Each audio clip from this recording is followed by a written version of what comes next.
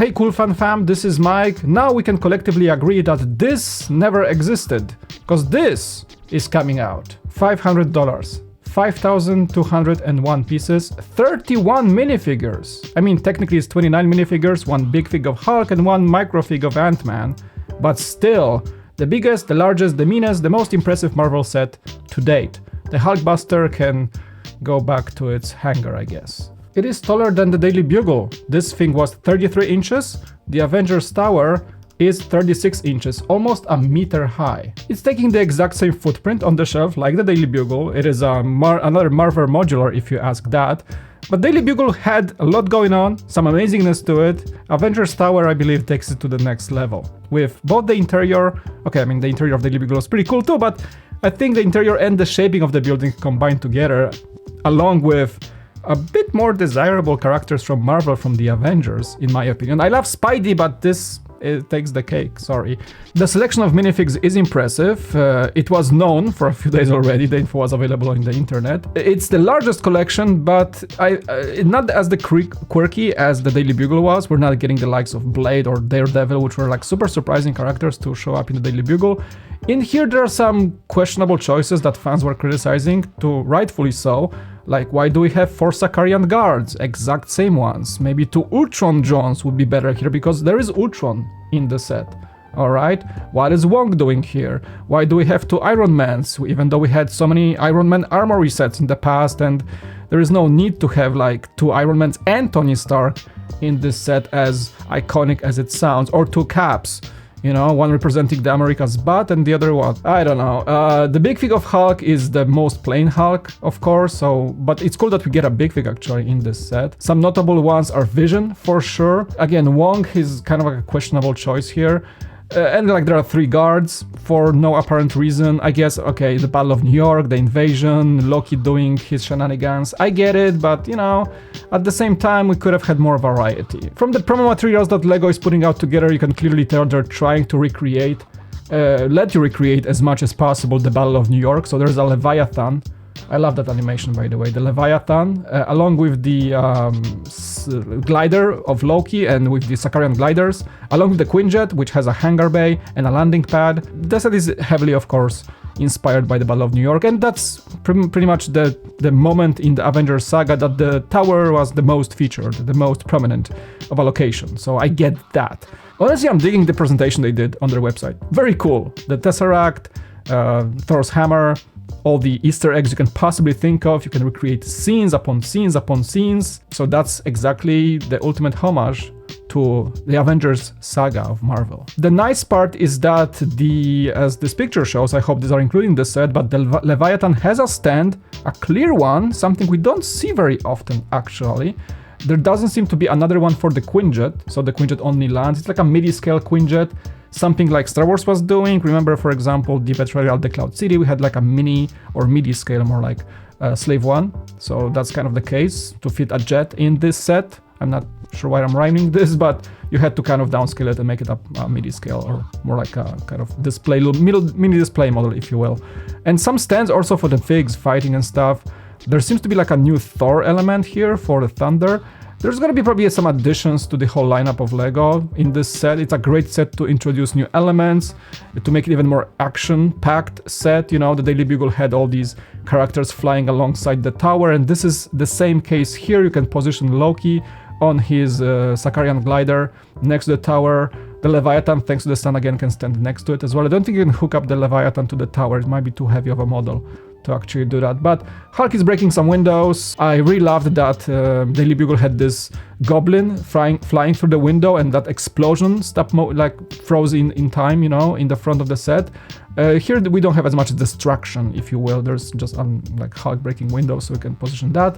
And just the amount of windows we're getting in this, right? The translucent blue is plentiful in this set, as expected. It's after all a very modern skyscraper, and they didn't really cut back. I feel like looking at the set, they didn't really cut back on anything when it comes to how the building looks. There is the Battle of New York Memorial in front of the tower, really cool with the names of the participants defending the New York at that time against Loki, Steve Rogers, Tony Stark, Thor Odinson, Bruce Banner, Natasha Romanoff, and Clint Barton, of course, Hawkeye.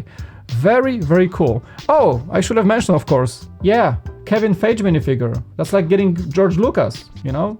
That's the mastermind behind MCU pretty much. And he gets the Avengers cap, that's so cool.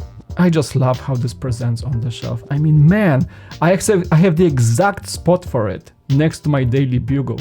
Like, it's a perfect spot for these two to be in tandem. You can see the Quinjet does fit on the landing pad, and in fact it fits one minifigure. Fury is like, they're flying it. Of course the cockpit takes all the space to accommodate single minifigure, but it's cool they did it. They could have just skipped it and made it like a wholly packed cockpit with no space for a minifigure, but it's there. And I believe that windshield is somewhat of a newer type. I'm not sure if it came before, but it's a smaller, shorter type of a windshield. I think it works well. I think they did justice to the Quinjet, considering it couldn't be bigger than that, honestly, to keep this set, you know, under $500. I actually like the Leviathan build more than the Quinjet. I think they captured the creature's menacing design quite well in that scale. It's basically a flying ribcage, if you ask me. These are interesting elements, whatever they used here. I couldn't, like, what are those? The scene, yes, the quote, of course. Savage Lego, very savage. Very, very, very nice. Hulk smashing Loki, also pretty savage to include that. There's even the cracked silhouette of Loki on the floor, so that's pretty funny. Each floor has elements of the interior we are so familiar with. The kind of a meeting room, the Battle of New York, is that? No, I thought that was like a Daily Bugle, but no, that's the bulletin or something. And this is somewhat of a blurry shot, but you can kind of tell how the progress goes. So the lobby, that's the scene where the America's butt is portrayed. There's more stuff here. There's America's shield, Tony's sort of Dum-E assembly robot for the Iron Man suits, the confinement for Loki.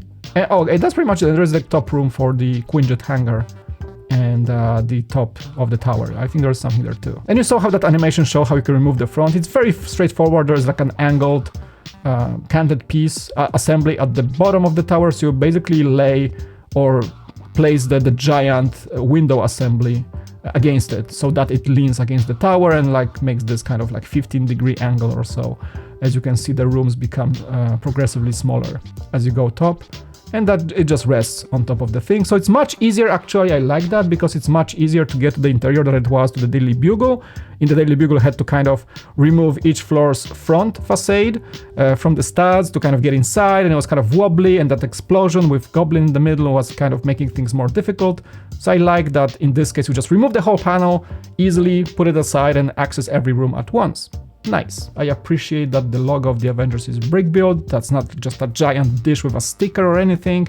It's a 3D logo. It's pronouncing the tower, showing who it belongs to, you know, pretty straightforward, but I love that they brick built it. They could have gone the easy route, make it a sticker or a print on a giant dish, but they did brick build. Kudos for that. And the overall angling is pretty nice. No gaps visible, so again, the leaning front facade is working pretty well, hiding any gaps. There's some Technic axles visible on the side, so that's something that might throw some people off. There's some Technic pins here that kind of stand out as sore thumbs, but overall it looks great, and especially that curved angle at the very top. I believe there's a flexi tube in there using a bit of pieces with holes to create that exact curve. And you can see it connects with Technic at the bottom and probably rests with some connection of a stud or two at the very top where we have the pinnacle of the tower. There is so much more to say about this set, honestly. Like, we have the bent or angled action pieces. So you can see Thor throwing his hammer here. That's the first time we see this piece in this angled fashion. So very cool, adds extra dynamics, extra agility to the set. No more straight translucent pieces. You can see on this shot here Thor using it a little bit more. There's even a darker one, I believe, or that's just like the light making it look dark, but you can see Falcon using that here too. And there's one more here to connect the Sakarian glider. There's quite a few, and there's straight ones too, in case you were wondering. So there are straight ones too. But so you have two combinations of ways to connect action scenes to the tower. And it just like, I love these shots especially, just to conclude this longer video already, but like this, how it looks, how grandeur it looks from kind of like a lower angle. It's kind of like a warped wide angle lens shot, but still the mix of translucent blue windows, and I believe there is the new smoke black color. Those are kind of, will add contrast. So not the whole tower is not just translucent blue, it's actually smoke black, translucent, and blue. Nice. In my personal opinion, miles better than the Daily Bugle from the get-go, just for the design they went for, right? And only now I'm noticing that there is also the Avengers A on the back of the tower. Never noticed that. That is actually here. Either it's a creative liberty that Lego did, because we never really see the back of the tower in the shots of the movies, right? So maybe Lego just did that for funsies. Well, are you guys excited? I'm heckin' excited. I have quite a few VIP points to knock the price down of this one. I was super stoked when the Daily Bugle came out. This takes my excitement to the next level. Hear me out, I love Marvel very casually, I'm not like super into comics or anything, but what got me in the MCU was the Avengers saga. And it continued to spark my interest through Marvel when Disney switched into Disney Plus live action shows and all that, but still, as much as I love like Loki and other shows within the universe, with Phase 99 or something, like phase, I don't know which phase they're on right now, it's like Phase 5 or Phase 6, but still, the Avengers saga was the what got me into MCU. The first film is still something I rewatch at least once a year, and consecutive films and the whole up to the Endgame thing was what got me into Kevin Feige's work.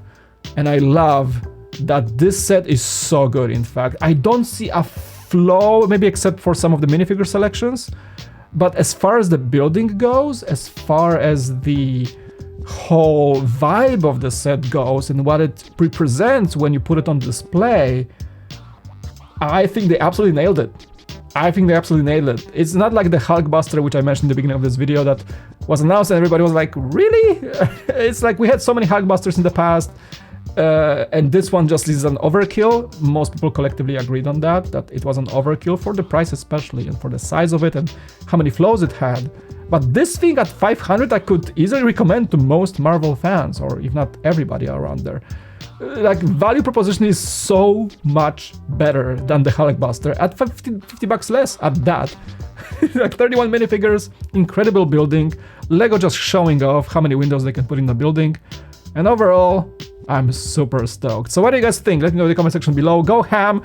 Let me know if you hate the set, if you love the set. I would love to hear from you. I appreciate every single one of you. Thank you so much for watching my videos and just being here and hanging out and getting excited about things like that when Lego drops fat sets like this. I love to share that excitement with you, and I hope you appreciate that. Thank you so much for watching. It was Mike. Hit the like, subscribe, you know how this works, and I'll see you in the next one. Peace out and goodbye.